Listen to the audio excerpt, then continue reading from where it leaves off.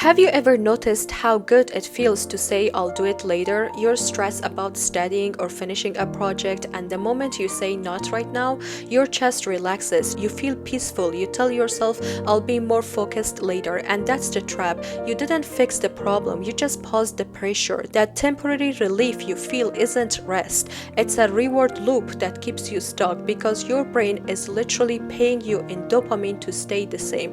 Let's break it down. When you face a task that feels uncomfortable, whether it's studying, writing, or starting a business, your brain interprets it as a stress. Your amygdala, the emotional part of your brain, sends a signal. This feels bad. Stay away from it. That tension builds anxiety, discomfort, maybe even guilt. Then you say, I'll do it later, and instantly the pressure fades, the stress chemical drops, your brain releases dopamine, the feel-good chemical.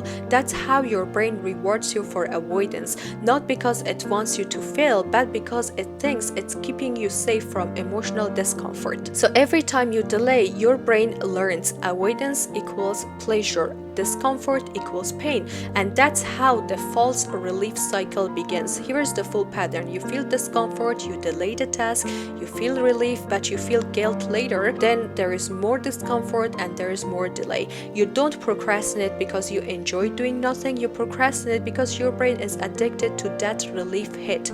It's a self-reinforcing emotional loop, one that feels peaceful but leaves you powerless. In Dopamine Nation, the author wrote, the same chemical that drives us toward pleasure also punishes us when it's gone.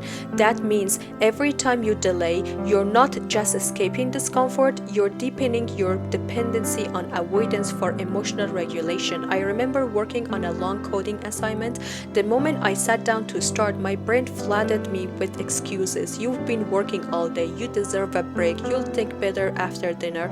And when I gave in, wow, instant relief. I feel lighter, relaxed, in control. I would open YouTube or scroll on my phone, and for an hour it felt fire. But later that night, guilt hit heavy, and I realized I wasn't relieving stress. I was borrowing peace from my future self.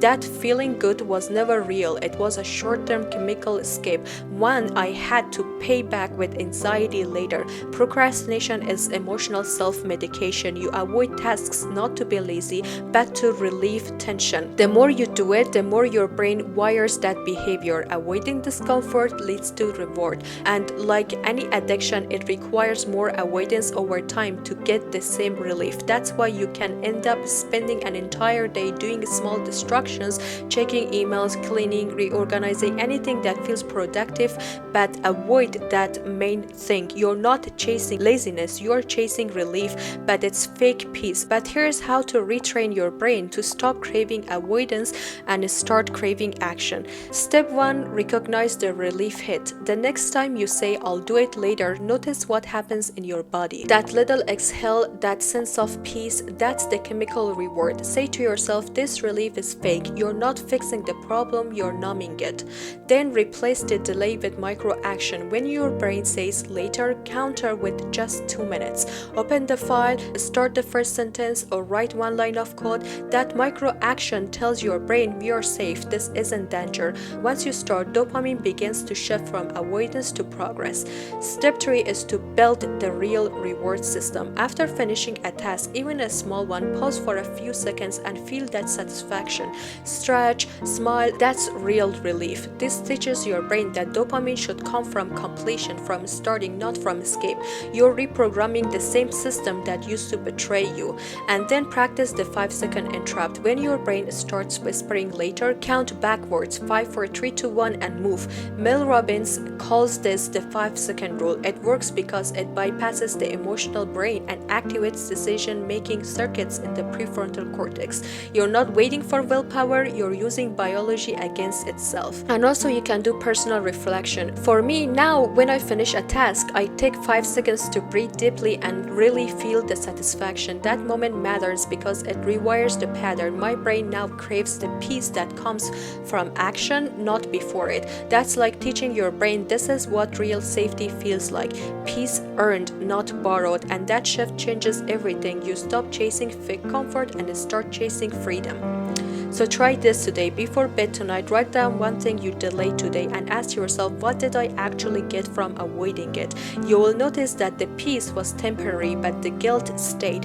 Then tomorrow, pick one thing and do it immediately, no waiting. After finishing, take a deep breath and say, that's real relief. Repeat this daily and you'll feel the difference within a week. Your brain is not against you, it's just confused. It's been taught to find comfort in delay, but true peace lives in doing. That's the difference between fake rest and real freedom. Fake rest feels good now but costs you later. Real freedom costs you now but pays you forever. So the next time your mind whispers later, smile and answer no. Now, because later gives you comfort but now gives you power, and that's the difference between staying safe and finally starting to live.